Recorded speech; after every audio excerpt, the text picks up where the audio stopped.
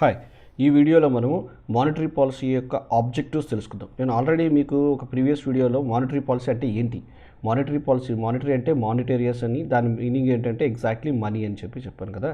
So monetary policy is the policy that deals with supply of money or anything to deal with money is what we generally simply call as money, సింప్లీగా money policy అనొచ్చు, దాన్ని monetary policy అంటాం. నేను at the same time నేను అదే వీడియోలో మీకు చెప్పాను కదా, ఇండియాలో ఈ మానిటరీ పాలసీని ఎవరు ఫార్ములేట్ చేస్తారు, ఎవరు ఇంప్లిమెంట్ చేస్తారు, జనరల్గా ఏంటంటే this is a prerogative of RBI. So the RBI could any time if it is interested could go for increase in supply of money, decrease in supply of money, అంటే RBI is the one who has the ability to alter the supply of money. So నేను అదే వీడియోలో మీకు ఏం చెప్పాను, if the RBI increases the supply of money that results in fall in interest rates and results in increase in credit supply and that results in increase in demand in the economy, and this is what I call it as an expansionary monetary policy అని చెప్పాను, లేదా easy money policy, various terms explain చేశాను. అదే RBI goes for decreasing supply of money, దానివల్ల ఏమవుతుంది, supply of money తగ్గినప్పుడు interest rates పెరుగుతాయి. Interest rates పెరిగితే ఇన్ఫ్యాక్ట్ ఈ సప్లై ఆఫ్ మనీ కన్నా చెప్పాలంటే RBI mostly altars the interest rates అని. ఇన్ఫ్యాక్ట్ ఇంట్రెస్ట్ రేట్ అనే టూల్ని ఉపయోగించి ఆర్బీఐ ఏం చేస్తుందంటే మనీ సప్లైని ఆల్టర్ చేస్తుంది. జనరల్గా ఆర్బీఐ మనీ సప్లైని డైరెక్ట్గా కాకుండా it uses the interest rate as a policy tool to alter the supply of money. So interest rate అనేది ఆర్బీఐ పెంచిందంటే ఏమవుతుంది, ఓకే, క్రెడిట్ సప్లై అంటే banks would not be interested in borrowing money at a high rate of interest, results in fall in supply of money and also fall in supply of credit. So credit supply ఎప్పుడైతే తగ్గిందో overall demand ఏమవుతుంది, తగ్గుతుంది. ఇది ఎందుకు, why does RBI goes for tight money policy to address the problem of inflation. So నేను okay, just because I said monetary policy is all about change in supply of money. Okay, ప్రతిసారి RBI doesn't simply put some more money or decrease supply of money. So how in generally RBI would influence the supply of money and credit by using this policy tool, mostly the repo rate అనమాట. ఈ repo rate అంటే ఏంటంటే the rate at which RBI lends money to the banks. ఈ interest rates అనేది key policy rate అని కూడా అంటాం, అంటే ఈ రెపో రేట్నే కీ పాలసీ రేట్ అని కూడా అంటాం. అంటే ఈ పాలసీ రేట్ని ఆర్బీఐ ఉపయోగించి it could alter the supply of money, and by altering this supply of money I'm altering the supply of credit also. So అందుకనే what I generally call this repo rate, people general refer repo rate is a key policy rate అని. అర్థమైంది కదా. So the change in supply of money which results in change in credit supply, this is what we call a monetary policy. So what are the objectives that this deals with money supply policy is trying to achieve? So broadly, I'd categorize all this into three different objectives. One is to promote growth and employment. To promote growth and employment. ఎట్లా, నేను already మీకు ఇప్పుడే చెప్పాను కదా, expansionary policy వల్ల advantage ఏంటంటే when RBI decreases the rate of interest rate, అంటే సింపుల్గా పాలసీ రెపో రేట్ని తగ్గించింది అనుకుందాం, పాలసీ రేట్ని కానీ రెపో రేట్ని తగ్గించింది అనుకోండి. ఓకే, ఏమవుతుంది, now banks borrowing from RBI, ఏమవుతుంది, పెరుగుతుంది. ఎందుకంటే ఇప్పుడు ఆర్బీఐ ఏం చెప్తుంది బ్యాంక్స్కి, నేను తక్కువ వడ్డీకే మీకు రుణాలు ఇవ్వడానికి నేను రెడీగా ఉన్నాను అని చెప్తుంది. ఎలా, రెపో రేట్ తగ్గించానని చెప్తుంది.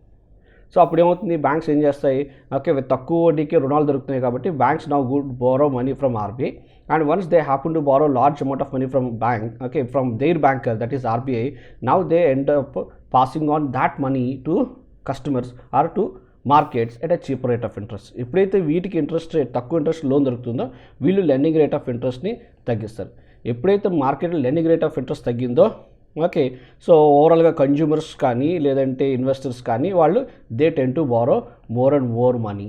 సో దీనివల్ల ఏమవుతుంది, డిమాండ్ పెరుగుతుంది. When demand rises, you know the impact on the economic activity expands. So economic activity ఎప్పుడైతే ఎక్స్పాండ్ అయిందో దానివల్ల ఏంటి, అవుట్పుట్ పెరుగుతుంది, అవుట్పుట్ పెరిగితే ఎంప్లాయ్మెంట్ పెరుగుతుంది. So that is how RBI could influence the growth rates and also the employment opportunities in the economy by going for easy money policy, making money okay relatively cheaper అనమాట. And how does RBI does it, mostly by keeping interest rates lower. అర్థమైంది, this is how RBI achieves one object of promoting growth and employment. So that's how instrumental RBI could be to promote growth and employment. Second objective ఏంటంటే to maintain price stability. So I think you understand the meaning of the word stability. Stability అంటే constant అని కాదండి. Let's say ఇప్పుడు ఒక simple example చెప్తాను. మీరు ఒక farmer అనుకుందాం. నాకు ఇది ఓవర్ పీరియడ్ ఆఫ్ టైం, ఇది ప్రైస్. మీరు ఆనియన్స్ కల్టివేట్ చేస్తారు లేదా టొమాటోస్ కల్టివేట్ చేస్తారు. మీరు ఒక ఫార్మర్ అయ్యండి, టొమాటోస్ కల్టివేట్ చేస్తారు. మీరు పంట వేసేటప్పుడు ప్రైస్ ఒక 40 రూపాయలు ఉందనుకుందాం. అరే 40 రూపాయలు ఉంది కిలో టమాటో, మంచి ప్రైస్ అనుకున్నారు. మీ పంట ఓకే మీ చేతికి రావడం కోసం ఒక 2 నెలలు పడుతుంది కదా, 2-3 నెలలు పడుతుంది కమ్సే కమ్. ఓకే, ఈలోపు ధర పెరిగింది అండ్ మీరు కూడా హ్యాపీగా ఉన్నారు. అరే ధర పెరుగుతుంది, నేనైతే పంట వేసేటప్పుడు 40 రూపాయలు ఉంది, ఈ మధ్యలో చూస్తుంటే ధర పెరుగుతుంది అనుకోరు. కానీ మీరు కరెక్ట్గా పంట హార్వెస్ట్ చేశారంటే ఏం తెలుగులో ఏమంటారు, ఒకసారి హార్వెస్ట్ అయిన తర్వాత అంటే మీరు క్రాప్ వచ్చింది, ఓకే మీరు టమాటోస్ కూడా కలెక్ట్ చేసుకున్న తర్వాత ఏమవుతుంది, సడన్గా మార్కెట్లో ప్రైస్ తగ్గిపోయింది. ఏదో ఒక రీజన్ వల్ల, అంటే మీరే కాదు అందరు ఫార్మర్స్కి బంపర్ హార్వెస్ట్ వచ్చింది, పంట దిగుబడి బ్రహ్మాండంగా వచ్చింది అనుకుందాం. So all of shed and price మీరు పంట చేతికి వచ్చే టైంకి ప్రైస్ ఏమో 10 రూపాయలు పడిపోయింది. మళ్ళీ ఏమైంది, అరే ఇంత లేదు 10 రూపాయలు, నేను ఖర్చు పెట్టింది 20 రూపాయలు కిలోకి, తీరా చూస్తే 10 రూపాయలు వస్తుందని చెప్పి మీరు అంతా రోడ్డు మీద పడేశారు. నెక్స్ట్ సీజన్ మళ్ళీ ఏమైంది, అలాగే జరిగింది, పెరిగింది తగ్గింది, పెరుగుతుంది తగ్గుతుంది. ఇలా తగ్గుతూ ఉంటే చెప్పండి, ఎవరైనా farmer, do you think any farmer would be interested in going for cultivation of tomatoes or onions, ఏదైనా కావచ్చు. లేదంటే నేనే ఉన్నాను, ఓకే ఒక కంపెనీ, లేకపోతే మా కంపెనీ ఒక కార్స్ తయారు చేసుకుంది, లేదా రబ్బర్ టైర్ తయారు చేస్తుంది, ఏదైనా ఒక ప్రోడక్ట్ తయారు చేస్తాం అనుకోండి. ఆ ప్రోడక్ట్ మార్కెట్లో దాని ప్రైసెస్ అనేవి ఇంత దారుణంగా ఫ్లక్చువేట్ అవుతున్నప్పుడు చెప్పండి, ఎవరైనా సరే అలాంటి బిజినెస్ ఉండాలనుకుంటారా? No one would like to. అలాగని ప్రైసెస్ ఎప్పుడు కాన్స్టెంట్ ఉండాలనా? లేదు. ప్రైస్ కాన్స్టెంట్ ఉంటే ఓకే ప్రొడ్యూసర్కి ఏ విధమైన సాటిస్ఫాక్షన్ ఉండదు. ఏదైనా సరే ఒక మోటివేషన్ ఉండాలి కదా, ఏదంటే ఒక ఇన్సెంటివ్ ఉండాలి ప్రొడ్యూసర్కి. సో ప్రైసెస్ అనేది పెరగటం అనేది సర్వసాధారణం. కానీ ఎలా పెరగాలి? లెట్సే ఓవరాల్గా ఇది ఒక యావరేజ్ ప్రైస్లో అనుకుందాం. అంటే over a period of time imagine this is how the average prices are rising. But కానీ ఇలా పర్ఫెక్ట్ స్ట్రైట్లోనే ప్రైసెస్ పెరగడం అనేది ఆల్మోస్ట్ అసాధ్యం. మరి ప్రైసెస్ ఎలా పెరిగితే ఓకే ఎలా ఫ్లక్చువేట్ అయితే బెటర్? ఓకే ఇట్లా imagine me prices over a period of time ఈ రేంజ్లో ఫ్లక్చువేట్ అవుతుంది అనుకోండి. ఇలా అంటే మరీ ఎక్కువ పెరిగిపోవట్లేదు సడన్గా, మరీ తగ్గిపోవట్లేదు సడన్గా. అంటే this is how the prices fluctuate. అప్పుడు చెప్పండి, జనరల్గా ఏంటంటే ఏ ఫార్మర్ అన్నా కావచ్చు, a producer of a good అని కావచ్చు, ఏ ఇండస్ట్రియలిస్ట్ అయినా సరే would be willing to produce such goods and services కదా. This is how. అంటే మీరు ఈ కర్వ్ ఏదైతే నేను డ్రా చేస్తున్నానో this is what I mean to say the stability in prices. అంటే there is no inflation and there is no too much of deflation. Prices పెరుగుతున్నాయి but విపరీతంగా ఏం పెరగట్లేదు, అలాగే ప్రైసెస్ కూడా తగ్గుతున్నాయి, విపరీతంగా ఏమీ తగ్గిపోవట్లేదు. అంటే ఒక కన్సిడరబుల్ మార్జిన్లో ఈ ప్రైస్ ఫ్లక్చుయేషన్ జరుగుతుంది. దీన్నే నేను ప్రైస్ స్టెబిలిటీ అంట. Price stability in prices does mean neither steep rise or not steep fall. ఈ రెండు ఉండకూడదు. అలా ఉంటే no one would be interested in simply going for cultivation of such crops or no one would be interested in produce such goods and services. So అందుకే the second most important object of RBI is to maintain price stability. అంటే very సింపుల్గా చెప్పాలంటే RBI ఏం చేస్తుంది, is trying to address the problem of both inflation, the phenomena of inflation and also deflation. Inflation is a phenomena of rise in prices కదండి, deflation is a phenomena of fall in prices. అంటే ధరలు విపరీతంగా పెరిగిపోకుండా చూసుకోవాలి, అలాగే at the same time ధరలు విపరీతంగా తగ్గిపోకుండా చూసుకోవాలి. RBI ఎలా చేయగలుగుతుంది? నేను ఆల్రెడీ మానిటరీ పాలసీలో చెప్పాను. RBI has the ability to influence the supply of money. జనరల్గా how does RBI influences the supply of money సప్లైని, క్రెడిట్ సప్లై ఎలా ఇన్ఫ్లుయెన్స్ చేస్తుంది? ఇంట్రెస్ట్ రేట్స్ని ఉపయోగించి. ఈ interest rates okay let's say ఈ ప్రాబ్లం చూద్దాం. Inflation phenomena of rise in prices. ఎలాంటి ఫినామినా ఎలాంటి సందర్భాల్లో ప్రైస్ రైజ్ అవుతుంది? డిమాండ్ ఎక్కువ ఉంది. డిమాండ్ ఎందుకు ఎక్కువ ఉండొచ్చు? People spending a lot of money. అంటే కన్జంప్షన్ ఎక్కువ ఉంది, స్పెండింగ్ బాగా పెరుగుతుంది. స్పెండింగ్ ఎందుకు ఎక్కువ ఉంది? లెట్స్ ఏ ఇన్కమ్ ఎక్కువ ఉంది. నాకు తెలిసి ఇది మీరు I think in one of my previous videos I explain. Income పెరుగుతుంది. ఇన్కమ్ ఎందుకు ఎక్కువైందంటే they have enough employment opportunity. ఎందుకు? The economy is experiencing more production. Economy growing ఎకానమీలో ఆబ్వియస్లీ కదండి. సో ఇలాంటి సందర్భంలో మీరు ప్రైసెస్ని ఎలా కంట్రోల్ చేస్తారు? By simply trying to influence the demand. How do you influence demand? By simply increasing the interest rates. ఎప్పుడైతే ఇంట్రెస్ట్ రేట్స్ ఇంక్రీజ్ చేశారో ఆఫ్ టేక్ ఆఫ్ క్రెడిట్ అంటే లోన్స్ తీసుకోవడం అనేది తగ్గిపోతుంది. దానివల్ల ఏమవుతుంది? కన్జ్యూమర్ స్పెండింగ్, ఇన్వెస్టర్ స్పెండింగ్ తగ్గిపోతుంది. ఇన్వెస్టర్ స్పెండింగ్ తగ్గిపోయినప్పుడు ఏమవుతుంది? డిమాండ్ తగ్గిపోతుంది. డిమాండ్ ఎప్పుడైతే తగ్గిందో ప్రైసెస్ అనేవి కంట్రోల్లోకి వచ్చేస్తాయి. దీన్ని మనం టైట్ మనీ పాలసీ అనొచ్చు. So by going for tight money policy you could keep the inflation under control or you could simply stop the phenomena of price of goods and services. ఇది ఒక రకంగా ఈ రకంగా మీరు ఇన్ఫ్లేషన్ కంట్రోల్ చేయొచ్చు. వేరే సందర్భం చూద్దాం. ఇమాజిన్ డిమాండ్ అనేది విపరీతంగా తగ్గిపోతుంది. అంటే జనాలకి జాబ్స్ లేవు చేతుల్లో. As a result people are not spending enough money. So demand తగ్గిపోవడం వల్ల ప్రైసెస్ తగ్గిపోతున్నాయి. ఓకే, నేను ఆ ఇన్ఫ్లేషన్ టర్మ్స్ ఎక్స్ప్లెయిన్ చేసినప్పుడు మీకు ఈ ఫినామినా ఎక్స్ప్లెయిన్ చేస్తాను. So deflation is a phenomena of fall in prices ఎందుకు పడిపోవచ్చు? మాక్సిమం లెట్స్ సే డిమాండ్ తగ్గిపోతుంది. డిమాండ్ ఎందుకు తగ్గిపోతుందంటే జనాలు అన్ఎంప్లాయ్మెంట్ పెరిగిపోయింది, వాళ్ళకి ఇన్కమ్ లేదు. ఇన్కమ్ లేనప్పుడు ఏమవుతుందంటే వాళ్ళ స్పెండింగ్ కన్జంప్షన్ తగ్గిపోయింది. కన్జంప్షన్ స్పెండింగ్ తగ్గిపోయినప్పుడు ఏమవుతుంది? డిమాండ్ ఆబ్వియస్లీ తగ్గిపోతుంది. మరి డిమాండ్ తగ్గిపోతున్నప్పుడు ఆబ్వియస్లీ ప్రైసెస్ కూడా తగ్గిపోతాయి. ఇలాంటప్పుడు ఆర్బీఐ ఏం చేయొచ్చు? సింపుల్, ఈ టైంలో ఏం చేస్తుంది? RBI goes for decreasing interest rates. So interest rates ఎప్పుడైతే తగ్గించిందో ఆర్బీఐ ఏం చెప్తుంది? అరే వై, ఓకే లోన్స్ తక్కువకి ఇస్తాను కాబట్టి నా what banks do, banks simply now goes for increasing more loans from RBI. So they borrow more loans from RBI. I mean borrow more money from RBI. So when banks borrow more money from RBI because the interest rates has decreased, obviously now they start lending money at a lower rate of interest. LRA ante I am simply referring as a lending rate of interest. So when banks lends money at a cheaper rate of interest, what happens to the demand? It keeps rising. Demand పెరుగుతుందంటే obviously prices ఏమవుతాయండి? పెరుగుతూ వస్తాయి. నేను దీనే మీకు inflation సంబంధించిన వీడియోలో reflation అని కూడా చెప్పాను. సో ఇదేవే మీరు చూస్తుంటే ఆర్బీఐ ఏం చేస్తుంది? ఇంట్రెస్ట్ రేట్స్ని చేంజ్ చేసి money thereby changing supply of money. What is RBI trying to achieve?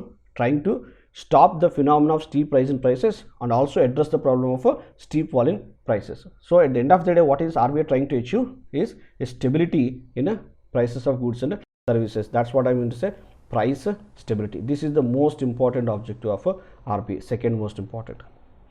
Third most important, exchange rate stability. To maintain exchange rate stability. Exchange rate stability అంటే rupee యొక్క విలువ, exchange విలువ స్టేబుల్గా ఉండేటట్టు. ఎందుకు ఇది ఇంపార్టెంట్ అంటే నేను సేమ్ ఎగ్జాంపుల్ చెప్తాను. అసలు exchange rate stability how RBI tries to achieve this object ఒక సెపరేట్ వీడియో చేస్తాను. బట్ ఎక్స్చేంజ్ రేట్ ఎందుకు స్టేబుల్గా ఉండాలి?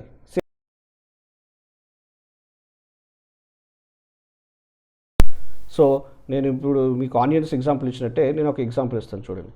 Let's say this is again time on X axis. Rupee for a dollar, I mean the value of dollar express in terms of rupees. అంటే ఒక డాలర్కి ఎన్ని రూపాయలు ఖర్చు పెట్టాలి, అర్థమైందండి? అంటే డాలర్ విలువని రూపీస్లో నేను ఎక్స్ప్రెస్ చేస్తున్నాను. ఓకే, అది వై యాక్సిస్ పైన. అంటే ఇక్కడ లెట్స్ ఇది 20 అని అనుకోండి, అంటే you need 20 rupees to buy a dollar. This represents 40 అంటే you need 40 rupees to buy a dollar. This is 60 rupees for a dollar. This is 80 rupees for a dollar. అర్థమైంది కదా? నేను రూపీ పర్ డాలర్ అంటే you need 80 rupees for a dollar. That's the exchange rate అనుకుందాం. Let's say మీరు ఒక మంచి American rich business man ఇండియాలో invest చేయాలనుకున్నారు. మీరు ఇండియాలో ఇన్వెస్ట్ చేసుకున్నప్పుడు మీరు న్యూస్ పేపర్ చూస్తారు. ఇండియాలో న్యూస్ పేపర్ చూస్తే మీకేం తెలిసింది? ₹75 is what you get for dollar. అంటే ఒక డాలర్కి 75 రూపాయలు ఇండియాలో ఎక్స్చేంజ్ చేసుకోవచ్చు అని చెప్పి మీరు పేపర్లో చూశారు. సో మీరు అరే మంచి ఆపర్చునిటీ, ఎందుకంటే ఒక డాలర్కి 75 రూపాయలు వస్తున్నాయి కాబట్టి మీరు ఓకే ఇక్కడ let's say I'm Poynting this 75 వస్తున్నాయి కాబట్టి you thought of coming to India. So మీరు ఇండియాకి బయలుదేరేటప్పుడు ₹75 ఫర్ డాలర్. కానీ మీరు లెట్స్ సే ముంబైలో ల్యాండ్ అయ్యారు. మీరు ల్యాండ్ అయిన 24 గంటల్లో ఏమైంది అనుకున్నారు? జస్ట్ ఇమాజిన్ అది 30 రూపాయలు పడిపోయింది అనుకుందాం. Now it is 30 rupees per dollar. చెప్పండి, would you like to invest in India? లేదు. అరే ఏంది 75 రూపాయల నుంచి 30 రూపాయలు ఇంత సడన్గా పడిపోయింది, ఇంత ఫ్లక్చువేషనా అని చెప్పి మీరు దెబ్బకి వెంటనే పారిపోతారు. మీరు ఎప్పుడైతే తిరుగు ప్రయాణం మొదలు పెట్టారో మళ్ళీ న్యూయార్క్లో ల్యాండ్ అయ్యారు. అప్పటికి ఎంత అయింది? లెట్స్ సే ఒక 100 రూపాయలు అయిపోయింది. అరే ఇదే తప్పు చేస్తాను చెప్పి మళ్ళీ వెనక్కి వచ్చారు. మీరు వెనక్కి వచ్చేటప్పటికి అప్పుడు 40 రూపాయలకి వస్తుంది. సో ఇమాజిన్, అంటే ఇలా జరగడం అనేది చాలా rare. But if this is how it fluctuates, అంటే నేను మీకు ఈజీగా అర్థం కావడం కోసం నేను కొంచెం I'm making it very extreme. అంత ఫ్లక్చువేషన్ ఉండదు, కానీ అలాంటి అంటే ఫ్లక్చువేషన్ ఎంత ఎక్కువ ఉంటే that discourages people to convert their dollars into rupee. So ideally ఎట్లా ఉండాలి? మీ exchange rate over period of time పెరుగుతున్నా తగ్గుతున్నా సరే ఆ చేంజ్ అనేది ఒక స్టేబుల్గా ఒక పర్టికులర్ రేంజ్లో ఉందనుకోండి, then people would be interested in betting on Indian currency. లేదు విపరీతంగా అంటే ఈ వాలటిలిటీ ఎక్కువ ఉంది అనుకోండి, వాలటిలిటీ అనేది ఈ ఫ్లక్చువేషన్ అనేది ఎక్కువ ఉందనుకోండి, ఒక బిజినెస్ మ్యాన్ ఇన్వెస్ట్ చేయడానికి ఒప్పుకోడు, అలాగే మన రూపీస్ని కొనడానికి కూడా ఎవరు ఇంట్రెస్ట్ చూపించరు కదా. అందుకనే మన రూపీ యొక్క విలువ కూడా అంటే ఎక్స్చేంజ్ రేట్ కూడా RBI has to keep it stable. But then how does RBI is going to stabilize the exchange rate? దీనిపైన నేను మీకు ఒక సెపరేట్ వీడియో చేస్తాను. This is the third most important objective. So balance of payments పైన ఒక series of videos చేస్తాను. ఆ videos చేసినప్పుడు నేను how RBI really addresses the problem of stabilising interest rates. అంటే how RBI in the previous example price stability అన్నప్పుడు నేను ఏం చెప్పాను? RBI is trying to address the problem of inflation and deflation అని చెప్పాను కదా. సో అదే ఎక్స్చేంజ్ రేట్ స్టెబిలిటీ విషయానికి వస్తే, ఎక్స్చేంజ్ రేట్ స్టెబిలిటీకి వస్తే, okay, what does RBI is trying to address the problem of rupee appreciation and rupee depreciation. So how RBI simply addresses the problem of steep rise in value of rupee and steep fall in value of rupee, appreciation depreciation ni RBI ఎలా contain చేస్తుంది అనేది తెలుసుకుంటే then you could understand the exchange rate stability ఎలా achieve చేస్తుంది అనేది. ఓకేనా, objective. Okay, third objective. Thank you. Any doubts, you just post it in the comment section.